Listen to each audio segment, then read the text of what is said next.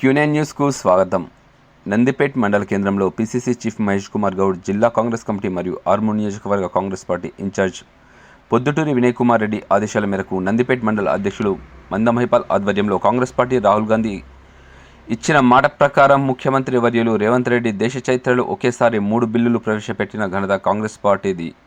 BC కులగణన చేపట్టి 7 నెలల్లోనే బీసీలకు విద్య, ఉద్యోగాలు, రాజకీయాల్లో 29% నుండి 42% రిజర్వేషన్లు పెంచి అసెంబ్లీలో తీర్మానం, 2వది ఎస్సీ ఉపకులాల వర్గీకరణ, 3వది రాజీవ్ యువశక్తి ద్వారా నిరుద్యోగులకు సబ్సిడీ రుణాలు, 3 బిల్లులు అసెంబ్లీలో ఆమోదం తెలిపినందుకు నందిపేట్ మండల కాంగ్రెస్ పార్టీ తరపున ధన్యవాదాలు తెలుపుతూ అంబేద్కర్ విగ్రహానికి పూలమాలలు వేసి మిఠాయిలు పంచుకుని డప్పుల చప్పులతో సీఎం రేవంత్ రెడ్డి గారికి, పీసీసీ అధ్యక్షుడు మహేష్ గౌడ్ గారికి, మంత్రివర్యులు పొన్నం ప్రభాకర్ గారికి, జూపల్లి కృష్ణారావు గారికి, సుదర్శన్ రెడ్డి గారికి, వినయ్ కుమార్ రెడ్డి గారికి ధన్యవాదాలు తెలిపారు.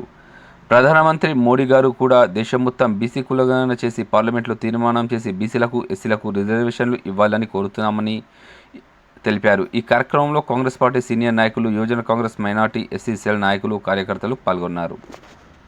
ఎప్పటికప్పుడు వార్తలను వీక్షించేందుకు Q9 న్యూస్ ని సబ్స్క్రైబ్ చేసుకోండి, లైక్ చేయండి, షేర్ చేయండి. విలువైన సమాచారాన్ని ముందుగా మీరే తెలుసుకునేందుకు బెల్ బటన్ ని క్లిక్ చేయండి.